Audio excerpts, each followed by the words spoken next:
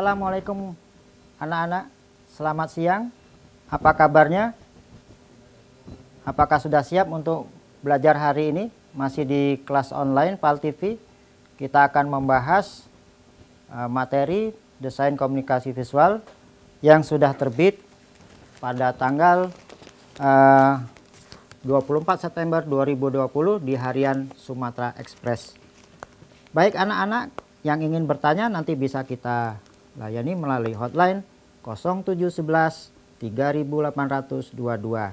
Mari kita bahas materi kali ini dengan materi prinsip dalam desain.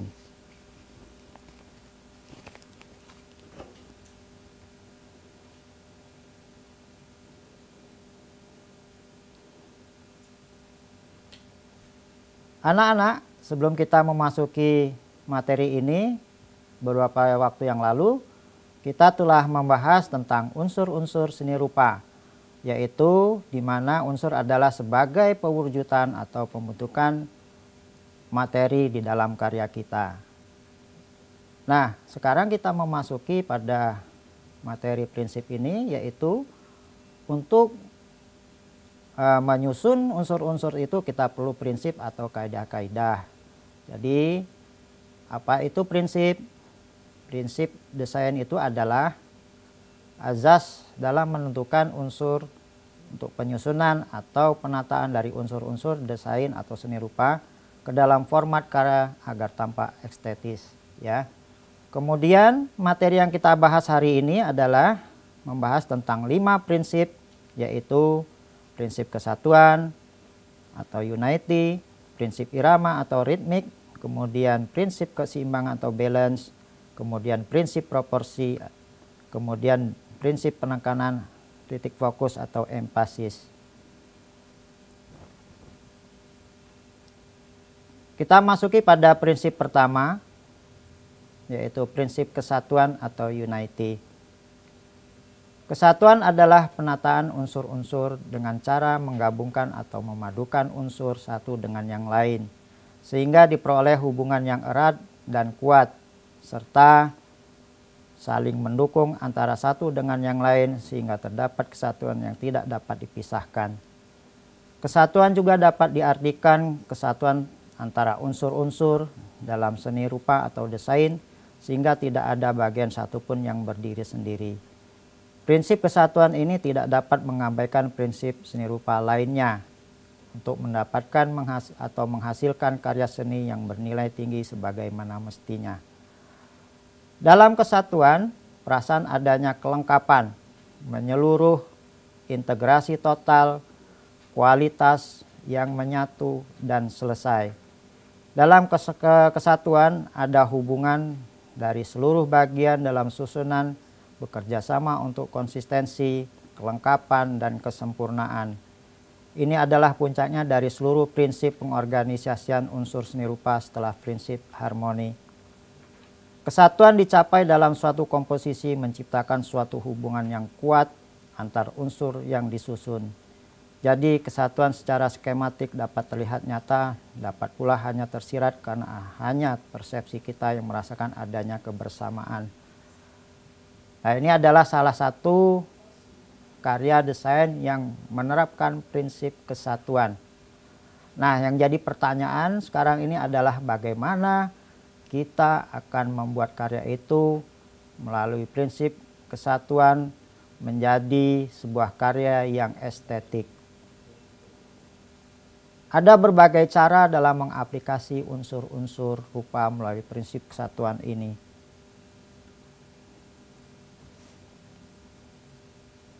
Pertama adalah menempatkan unsur bidang yang dapat kita lakukan, yaitu dengan menempatkan unsur bidang, warna, komposisi, dan ukuran yang sama secara berdekatan dengan arah menyebar.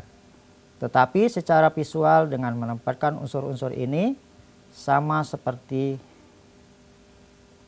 ini kurang memberikan variasi, ya, sehingga kelihatan monoton.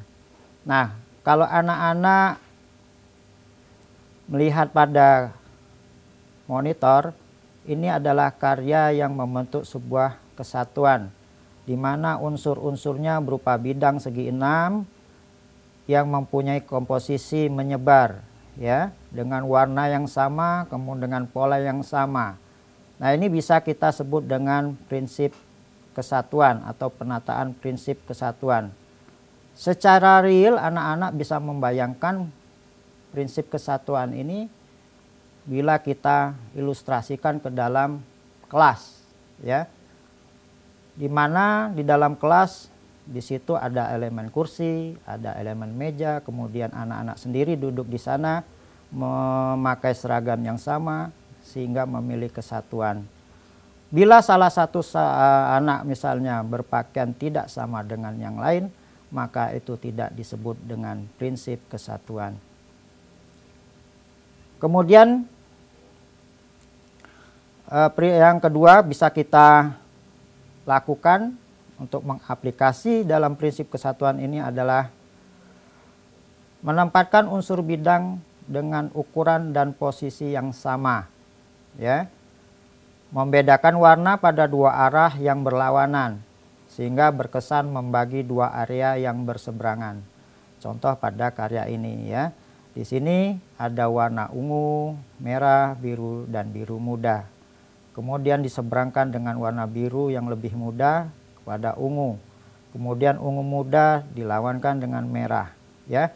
Nah, ini dalam bidang ini pun kita menjadi membaginya menjadi dua bagian sehingga mempunyai kesamaan tapi dalam kondisi yang terbalik, ya. Sehingga pada posisi ini, ya, memiliki kesatuan. Karena apa? Dalam kesatuan harus ada penyeimbangnya. Walaupun di sini merah di atas, ada merah di bawah, kemudian biru juga ada pasangannya, kemudian hijau juga ada pasangannya. Nah, walaupun dia mempunyai perbedaan yang berbeda-beda, tapi tetap memiliki kesatuan, ya. Kemudian dapat kita aplikasikan juga pada prinsip kesatuan ini adalah menempatkan unsur bidang yang berbeda, ya. Di sini juga, ya, ada bidang segi 4, ada bidang yang berbentuk hati dengan ukuran dan posisi yang sama, ya.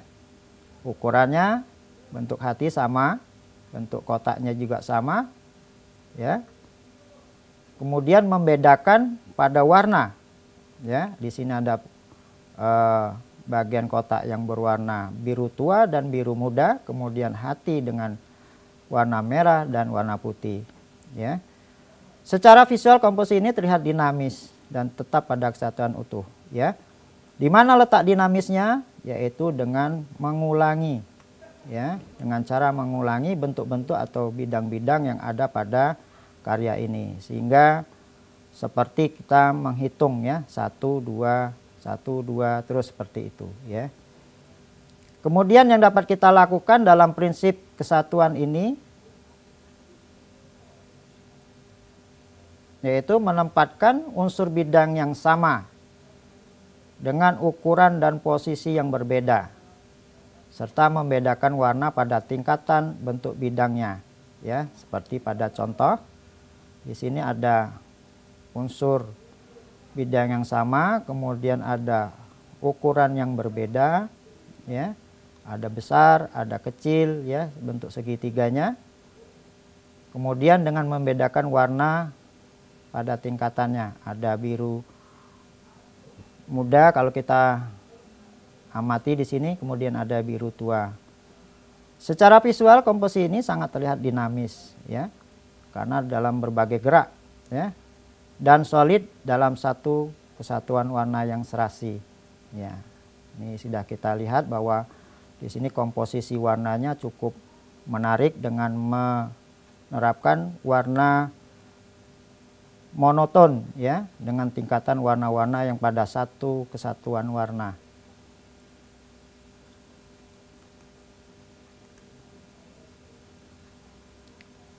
Nah, kita masuki pada prinsip yang kedua, yaitu prinsip irama. Irama adalah salah satu prinsip seni rupa yang mengambil peran dalam penataan unsur-unsur seni rupa dengan cara pengulangan, sehingga terkesan adanya gerak dan menimbulkan keselarasan. Unsur desain atau seni rupa ini yang bisa diatur dengan beraneka ragam, bisa warnanya, bisa garisnya, ataupun variasi bentuknya. Namun tetap diulang secara teratur dan terstruktur. Pengulangan unsur ini apabila dilakukan dengan variasi yang bagus akan menghasilkan nilai estetika yang tinggi dan irama yang harmonis. Prinsip irama dapat diperoleh dengan cara repetisi, yaitu pengulangan unsur yang sama, kemudian dengan alternasi, yaitu pengulangan unsur yang berbeda, dan gradasi, yaitu pengulangan dengan perubahan yang bertahap. Prinsip ini ditimbulkan dari kesan gerak dari unsur yang melekat pada karyanya yang dapat diupayakan melalui pengulangan, pergantian, perubahan ukuran, dan gerak mengalun. Anak-anak, kita jeda dulu. Setelah berikut kita akan melakukan tanya jawab secara online di 0711 3822.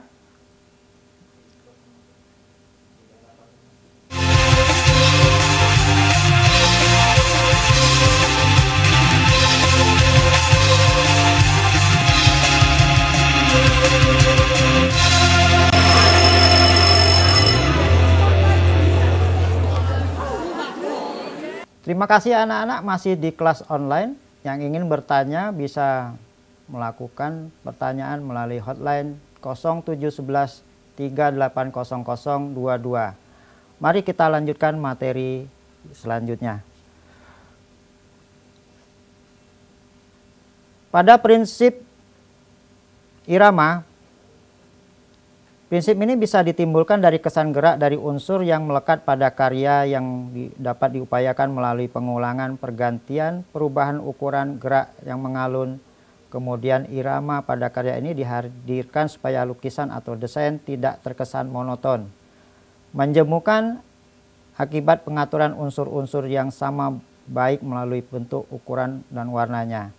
Seperti pengulangan yang digunakan pada background awan dan air yang bentuk satu dengan lainnya sama, tetapi beberapa warna atau ukurannya berbeda. Pengaturan kontras pun juga menjadi daya tarik tersendiri dalam sebuah komposisi yang hidup.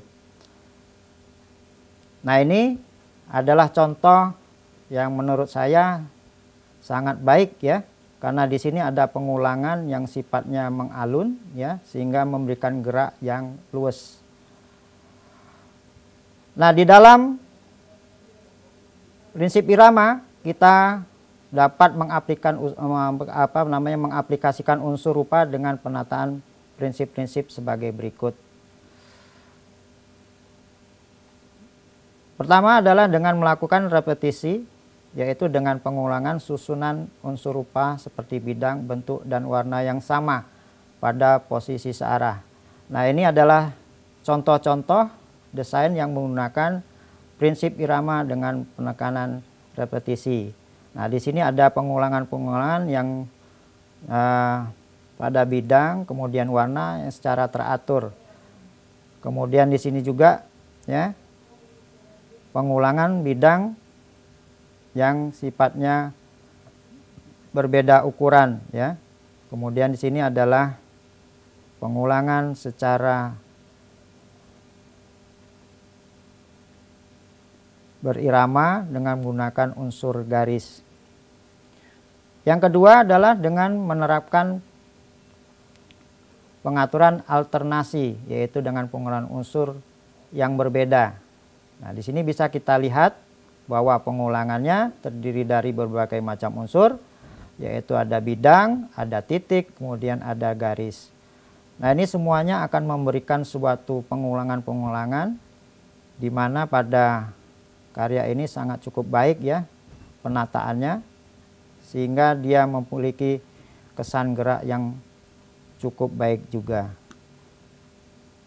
Kemudian di sini juga ada ya pengulangan yang sifatnya alternasi, pengulangan yang bentuk yang berbeda antara warna, kemudian dari berbagai bidang dalam ukuran yang berbeda juga.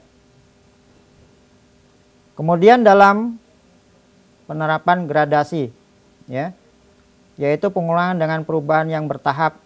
Ya, kalau kita lihat di sini bentuknya diulang-ulang secara bertahap, dari besar, sedang, kecil, kemudian terus, ya, walaupun dia dalam pengulangan yang tidak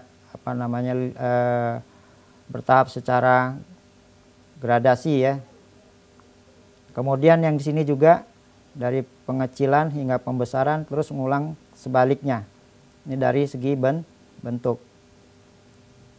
Ini juga ada pengulangan gradasi dalam unsur warna, dari warna gelap sampai ke warna yang lebih terang, kemudian sebaliknya. Yang ketiga adalah prinsip keseimbangan. Di dalam desain, prinsip keseimbangan ini sangat dibutuhkan. Kenapa? Karena keseimbangan ini menentukan bobot dari karya tersebut. Di dalam definisinya, keseimbangan adalah keadaan di mana unsur satu dengan yang lainnya memiliki nilai atau kesamaan bobot. Secara wujud dan jumlahnya mungkin tidak sama, tetap ada nilainya, dapat seimbang. Kemudian macam-macam keseimbangan, yaitu keseimbangan terpusat atau sentral, diagonal, simetris, dan asimetris. Prinsip desain atau seni rupa yang satu ini dapat dinilai dari kesan yang tercipta oleh susunan unsur-unsur desain atau seni rupa yang diolah seniman atau desainer. Kepakaan rasa seorang seniman atau desainer dalam mengatur keseimbangan unsur seni rupa berperan penting dalam menciptakan karya yang estetis. Keseimbangan menyangkut hal berat, ukuran, dan kepadatan yang ada pada perasaan kita jika melihat sebuah karya. Keseimbangan tercapai jika ada suatu perasaan akan kesamaan dan kestabilan. Ada 3 jenis keseimbangan, yaitu pertama adalah keseimbangan mendatar, adalah unsur yang diikuti mengikuti arah garis mendatar, ya. Kemudian keseimbangan tegak lurus mengikuti posisi garis vertikal, dan keseimbangan radial yang mengikuti arah garis ke segala arah. Nah, di sini ada tipe keseimbangan. Yang pertama keseimbangan formal atau simetris. Yang kedua keseimbangan informal atau asimetris. Nah, ini seperti pada gambar, ya, keseimbangan adalah seperti ini, ya. Ada 2 bidang yang sama beratnya. Nah, di dalam mengatur unsur-unsur di dalam prinsip keseimbangan bisa kita capai, ya, dengan cara pertama adalah keseimbangan terpusat atau formal, dengan membuat pola terpusat secara simetri dalam penempatan unsur rupa yang tersusun sama pada bagian atas dan bawah serta bagian samping kiri dan kanan. Nah, bila kita lihat pada monitor, ini adalah unsur-unsur yang diterapkan dalam prinsip keseimbangan, ya. Nah, ini semuanya terpusat, ya. Nah, dengan penyusunan terpusat ini bisa kita lakukan, ya. Ini sangat mudah kalau kita penerapannya dalam karya desain. Berikutnya adalah keseimbangan diagonal atau informal, dengan cara membuat pola diagonal yang pada penempatan unsur atau arah lebih condong pada salah satu sisi dari bidang gambar atau kerja. Nah, seperti ini, ya, kita lihat pengaturannya dibuat secara diagonal atau miring pada 1 atau 2 arah, ya. Kalau kita lihat di sini, ini ada 2 arah secara diagonal, sehingga dia akan memberi kesan pada berat ke berbagai arah. Bisa kita lihat ke kiri beratnya, bisa kita lihat ke kanan sesuai dengan bagaimana kita melihat karya tersebut. Yang kedua ini adalah keseimbangan informal juga, dengan cara memberikan 2 unsur yang berbeda, ya. Yang satu bidangnya cukup besar, yang satu bentuknya agak kecil. Kenapa seperti ini? Karena pada unsur yang pertama bentuknya mengarah ke sebelah kanan. Kemudian yang unsur di bawahnya ini ada mengarah kepada sebelah kiri, sehingga kedua-duanya memberikan beban atau bobot yang sama. Kemudian yang pada gambar berikutnya, walaupun polanya terpusat, ini memberikan keseimbangan yang sama, walaupun secara perasaan ini akan mengalami bobot yang tidak sama. Kenapa demikian? Karena pada sisi yang di sini, di sebelah kiri, menggunakan warna-warna yang cerah atau warna-warna yang terang. Di dalam ilmu seni, warna-warna terang atau warna-warna cerah ini memberikan kesan bobot yang ringan ketimbang dengan warna-warna yang gelap. Nah, ini sehingga keseimbangannya cukup baik ya. Nah, ini ada contoh-contoh keseimbangan formal yang tadi sudah kita bahas dengan keseimbangan tegak lurus ya, dengan mengikuti arah vertikal, kemudian keseimbangan mendatar dengan mengikuti pola garis mendatar. Kemudian keseimbangan informal. Nah, ini yang disebut dengan keseimbangan radial adalah setiap unsur memiliki arah yang berbeda-beda. Ya, ada yang ke kiri, ada yang ke kanan, ada yang ke bawah, ada yang ke samping, ya, terus. Nah, ini disebut dengan informal, tapi dia memiliki bobot yang sama seperti tadi. Di sebelah sisi kiri memberikan warna yang cerah, kemudian di sebelah kanan dengan warna yang gelap. Sehingga walaupun di sini berkumpul titik dari kumpulnya garis-garis, tapi secara perasaan tetap bobotnya seimbang. Ini juga, ini adalah keseimbangan gravitasi secara perasaan. Kalau kita lihat objek yang berada di kanan ini ya berkumpul, tetapi secara perasaan ini adalah keseimbangan yang sama dalam perasaan, seolah-olah benda yang ada di sini akan jatuh ke sebelah kiri ya. Dan tambah juga dengan bobot dari warna yang ada di sebelah kiri lebih gelap ketimbang dari bobot dari gambar objek tersebut ya, seolah-olah tetap dia akan bergerak ke sebelah kiri.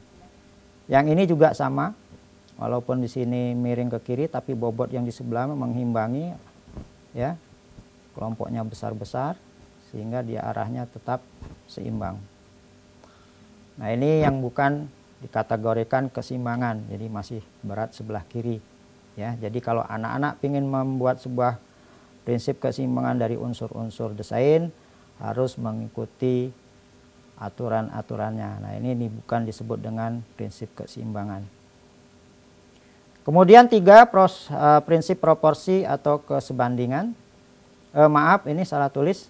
Mestinya ini ada yang keempat, yaitu prinsip proporsi atau keseimbangan. Adalah upaya pengaturan yang berkenaan dengan ukuran antara bagian satu dengan bagian lainnya. Ya. Nah, kemudian dalam proporsi ya, kita bisa melakukan dari beberapa tingkatan, yaitu dengan perbandingan panjang dan lebar, kemudian perbandingan antara satu bentuk dengan bentuk lainnya ya, kemudian bagian dengan keseluruhan, kemudian keseluruhan dengan sekitarnya, dan susunan apa yang di sekitarnya. Kemudian ini adalah contoh-contoh dari aplikasi dari penataan prinsip proporsi ya. Ada pengaturan skalatis, kemudian ada pengaturan porsi gradasi, kemudian ada pengaturan porsi secara matematis, kemudian yang terakhir adalah penekanan titik fokus atau empasis. Demikian anak-anak materi kali ini, semoga bermanfaat dan kiranya materi-materi ini menjadi pembangkit anak-anak untuk berkarya, kemudian sebagai semangat dalam mempelajari ilmu-ilmu desain. Terima kasih. Wassalamualaikum warahmatullahi wabarakatuh.